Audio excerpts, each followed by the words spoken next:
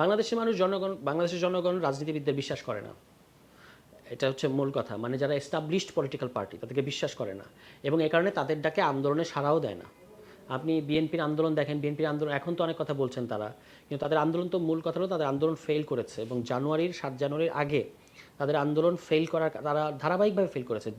2022 সালের ডিসেম্বরে 10 তারিখ ফেল করেছে, 2023 সালের 27 জুলাই তারা ফেল করেছে, 2023 সালের 28 অক্টোবর তারা ফেল করেছে, এবং নির্বাচনটা তারা ঠেকাতে পারে নাই। এবং জানুয়ারির পরে আপনি যে কোনো 7 জানুয়ারি নির্বাচনের কথা বলছি, যে ডামি নির্বাচনটা আওয়ামী লীগ করতে পেরেছিল, এই নির্বাচনের পরে আপনি যে কোনো বিএনপি নেতার সাথে কথা বলতেন, তারা কোনো আশার বাণী আপনাকে দেখাতে পারতো না। যে কি তারা কোনো আন্দোলনও কিন্তু ওই কোটা সংস্কার আন্দোলনটা আমাদের বর্তমান যারা গণ অভ্যুত্থানের নেতৃবৃন্দ তাদের নেতৃত্বে শুরু হওয়ার আগ পর্যন্ত জানুয়ারি টু জুলাই কোনো আন্দোলন, কোনো নড়াচড়া বিএনপি করেছে? তারা মেনে নিয়েছিল। 2029 সাল পর্যন্তই তাদেরকে এটা মেনে নিতে হতো। এ কারণে আমি বলেছি যে তারা এখন মুখে যাই বলুক, তারা প্রায় তাদের বিভিন্ন মেঠো বক্তৃতার মধ্যে জনাব তারেক রহমানকে এক দফার ঘোষক বানিয়ে দেন, অবিসংবাদিত নেতা বানিয়ে দেন এই গণ অভ্যুত্থানের। এগুলো আসলে হাস্যকর, এবং তাদের জন্য কতটা সম্মানজনক এটা তারাই বিবেচনা করতে পারেন।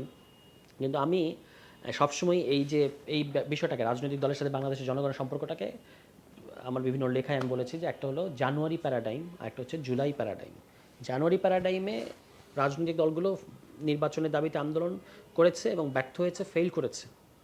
তারপরে জুলাই মাসে এসে ছাত্রদের নেতৃত্বে জনগণ সাড়া দিয়েছে। আপনি একটা জিনিস খেয়াল করে দেখেন যে আপনি যেই এখানে যে পল্টনে 28 অক্টোবরের লক্ষ লক্ষ মানুষের বিএনপি নেতাকর্মীদের জমায়েত 20 মিনিটে কিভাবে ডিসপার্স করে দেয়া গেল, আর সেই একই জনগণ জুলাই মাসে কোথাও কিন্তু এত বড় জমায়েত হয় নাই। বিভিন্ন এলাকা ভিত্তিক তারা অবস্থান নিয়েছে, কিন্তু একসাথে এত মানুষ 3 তারিখের আগে কোথাও জমা হয় নাই, তাই না? কোথাও অংশ নেয় না। তাহলে কীভাবে আমরা সফল হলাম? এবং ওই যে পুলিশের বক্তব্য যে স্যার একটারে মারি একটা মরে বাকিটি যায় না। তাহলে এই জনগণ কেন আপনার আন্দোলনে সাড়া দিল না? কারণ তারা জানে যে এটা আসলে আপনার ক্ষমতায় যাওয়ার আন্দোলন। এই যে মাননীয় স্বরাষ্ট্রমন্ত্রীর বক্তব্য কিন্তু এটা পরিষ্কার হয়ে গেছে যে তারা ক্ষমতায় যাওয়ার জন্য এটার সাথে প্রতারণা করেছে। ফলে মানুষের কিন্তু এই ঐতিহাসিক অভিজ্ঞতা আছে বলেই তারা ওই রাজনৈতিক দলগুলো আন্দোলনে যায় না। তারা জানে যে এটা তাদের ক্ষমতায় যাওয়ার আন্দোলন। এখন তাদের বক্তব্য হচ্ছে যে নির্দলীয় সরকারের অধীনে যে নির্বাচনের দাবিতে বিএনপির আন্দোলন ছিল, এটা আপনার দলীয় দাবি। এই দাবি যদি আপনি আপনার সাংগঠনিক সক্ষমতা দিয়ে আওয়ামী লীগের কাছ থেকে আদায় করে নিতে পারেন, তাহলে আমি ভোট দিয়ে আসবো, কিন্তু এই দাবিতে আমি রাস্তায় নেমে মরবো না আপনার জন্য। আমি অতীতে আপনার ডাকে আসছি, মানে আমি বলছি, আমি জনগণের কথা, আপনাদের ডাকে আসছি, কিন্তু আপনারা বারবার আমাদেরকে প্রতারণা করেছেন। কিন্তু সেই অপরিচিত ছাত্রদের ডাকে কিন্তু ঠিকই বাংলাদেশের জনগণ সাড়া দিয়েছে। আপনি দেখেন এত ভেটারান পলিটিশিয়ান, ঠিক আছে, জনাব তারেক রহমান ছিলেন লন্ডনে, আমাদের মাননীয় স্বরাষ্ট্রমন্ত্রী ছিলেন শিলংয়ে, এখানে বিএনপি শীর্ষ নেতৃবৃন্দ আন্দোলন করেছেন, এত বড় বড় সব রাজনীতিবিদ, তাদের ডাকে বাংলাদেশ জনগণ সাড়া দিল না। কিন্তু আসিফ মাহমুদ বলেন, নাহিদ ইসলাম বলেন, সার্জিস কিংবা হাসনাত আবদুল্লাহ, যাদেরকে কেউ চিনত না গত বছর 2024 সালে জুলাইয়ের আগে, তাদের ডাকে কেন বাংলাদেশের লক্ষ লক্ষ মানুষ রাস্তায় নেমে এসেছে? এটা কারণ হচ্ছে বাংলাদেশের মানুষেরা জানে তাদের সাথে, ছাত্র শক্তির সাথে, মানে ছাত্র সমাজের সাথে বাংলাদেশের জনগণের একটা ঐতিহাসিক রিশতা আছে। বিভিন্ন আন্দোলনগুলো পর্যালোচনা করলে এটাই দেখা যায়। যখন রাজনৈতিক দলগুলো ফেল করে, তখন জনগণ ছাত্রদের নেতৃত্বে আন্দোলনে সাড়া দেয় এবং সফলকাম হয়, স্বৈরাচারের পতন ঘটায়। বারবার এটা ঘটেছে। এবার তো ফ্যাসিস্টের পতন ঘটালো, শুধু পতন ঘটায় নেই, তাদেরকে পুরো দেশ থেকে বিতাড়িত করেছে।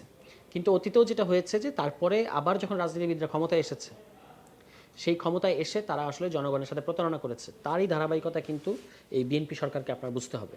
এই জন্য আমি বলেছিলাম যে যেটাকে আপনারা সংসদীয় গণতন্ত্র বলছেন, এটা আসলে সংসদীয় স্বৈরতন্ত্র। কারণ এটা 2/3 জোরে যে কোনো কিছু জনগণের উপর চাপিয়ে দিতে চাচ্ছে, এমনকি জনগণের ম্যান্ডেটকেও এটা বাইপাস করতে চাচ্ছে, ওভারলুক করতে চাচ্ছে।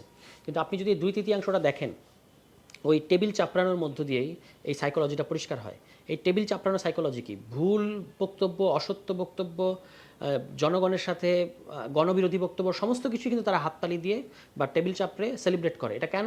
কারণ ওই অনুচ্ছেদ 70-এর একটা সাইকোলজিক্যাল ইম্প্যাক্ট আছে। আপনি যদি ওই টেবিল না চাপড়ান, তাহলে দলে আপনার পজিশন থাকবে না। কিন্তু যে আইন এবং অধ্যাদেশগুলো বাতিল করা কিংবা অনুমোদন করার যে প্রক্রিয়াটা, আপনি দেখবেন এখানে সংসদে সরকারি দলে যে এমপিরা আছেন, তাদের আসলে ন্যূনতম কোনো ভূমিকা নাই হাত তোলা ছাড়া। একটা বিশেষ কমিটি করা হয়েছে যেখানে আসলে 1-2 ব্যক্তি সব সিদ্ধান্ত নিয়েছেন। তারা ওইটা করে আগেই চিফ হুইপ এবং হুইপদের মধ্য দিয়ে সংসদ সদস্যদেরকে বলেছেন এই বিষয়ে দলের পজিশন এটা, তোমাদেরকে এটা করতে হবে। তারা যা হাত তুলেছেন, এরাই হচ্ছেন এমপি। এখানে আপনি খুঁজলে 4-5 জন পার্লামেন্টারিয়ান পাওয়া যাবে কিনা সরকারি দলের আমার সন্দেহ আছে। মানে এমপি আছেন 200-র উপরে, কিন্তু যাকে আমরা বলি পার্লামেন্টারিয়ান, সেই পার্লামেন্টারিয়ান এই সংসদীয় সরকারের সরকারি যে সংসদ সদস্যরা তার মধ্যে কজন আছেন এটা নিয়ে কিন্তু প্রশ্ন তোলা স্বাভাবিক, কারণ তারা কেউ কিন্তু 1-2 জন কথা বলার চেষ্টা করেছেন অনেক কায়দা করে দলের সিদ্ধান্তের বিরুদ্ধে, কিন্তু আমরা যতটুকু জানি যে তারা দলের প্রচণ্ড চাপের মধ্যে আছেন। তো এই হচ্ছে সার্বিক বাস্তবতা। ফলে জনগণের যে প্রশ্ন আপনি করলেন, জনগণ রাজনৈতিক দলগুলোকে বিশ্বাস করে না। এ কারণেই তারা নতুন রাজনৈতিক দল মানে এক্সিস্টিং রাজনৈতিক দলগুলো, বড় রাজনৈতিক দলগুলোকে তারা বিশ্বাস করে না। এই জন্যই তারা চায় যে এনসিপি বিকশিত হোক। এই জন্যই এনসিপি যেখানে যায় সেখানে মানুষের সাড়া দেখতে পাই, আমরা মানুষের ভালোবাসা দেখতে পাই, কারণ তারা চায় যে এই দলটা, আমাদের অনেক শর্টকামিংস আছে, অনেক আমাদের অনেক নিজস্ব অনেক ব্যর্থতা আছে অবশ্যই। আমরা তো একটা কম বয়সী দল, বেশি দিন হয় আমরা নাই। যেটা দেখি যে